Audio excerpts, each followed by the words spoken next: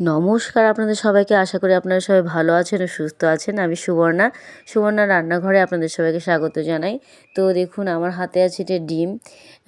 ডিমটা করেছি আমি হাঁসের ডিম। তো হাঁসের ডিমটা করেছি পালং শাক দিয়ে। তো অসাধারণ হয় এটা খেতে। তো চলুন আজকে কিভাবে বানাবো সেটাই আপনাদেরকে দেখাবো। তো প্রথমেই আমি কড়াইয়ে জল নিয়েছি, জল নেওয়ার পর 4টে ডিম নিয়েছি। তো ভালোভাবে সেদ্ধ করে নিব। সেদ্ধ হয়ে গেছে, আমি সেটা নামিয়ে নেব এবং তার জন্য যেহেতু এই রান্নাতে পালং শাক লাগবে, তো পালং শাকটা ভালোভাবে ধুয়ে আমি গরম জলে একটু ভাপিয়ে নিয়েছি। ভাপিয়ে নেওয়ার পর এই পালং শাকটা অল্প সঙ্গে সঙ্গে ঠান্ডা জল দেব, যাতে এর কোনো গুণ বা টেস্ট বা কালারটা কোনোটাই নষ্ট না হয়।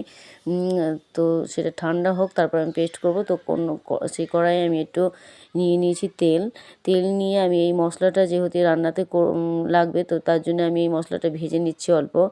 তো তার জন্য এখানে দিচ্ছি জিরে, গোটা জিরে, পেঁয়াজ, রসুন, আদা, টমেটো ভালোভাবে ভেজে নিয়ে পেস্ট করে নেব, যে রান্নাতে এটা ব্যবহার করব। তো এই যে পালং শাকটা আমার ঠান্ডা হয়ে গেছে, তো আমি ভালোভাবে সেটা পেস্ট করে নেব। এই যে পেস্ট হয়ে গেছে। তারপর যে মশলাটা ওই দেখুন আমি ভেজে উঠিয়ে নিয়েছি, সেটাও ভালোভাবে যে আমি পেস্ট করে নিলাম। পেস্ট করে নিয়ে আমি যে ডিমটা সেদ্ধ হয়ে গেছে খোসা ছাড়িয়ে একটু আমি চিড়ে নিচ্ছি, কারণ ভেতরে একটু মশলাটা ভালোভাবে ঢোকে, খেতে খুব সুন্দর হয়।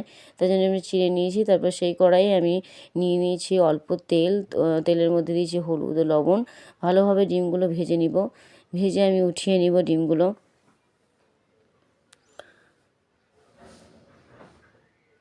ভেজে উঠিয়ে নিয়ে ওর মধ্যেই আমি দিয়ে দিলাম শুকনো লঙ্কা, একটু কালো জিরে, গোটা জিরে দিয়ে দিয়েছি। তারপরে এখানে যে মশলাটা করলাম সেই মশলাটা আমি দিয়ে দিয়েছি। ভালোভাবে সেটা নাড়তে হবে, মানে কষাতে হবে, যাতে কাঁচা ফ্লেভারটা চলে যায়, কাঁচা গন্ধ যেটা।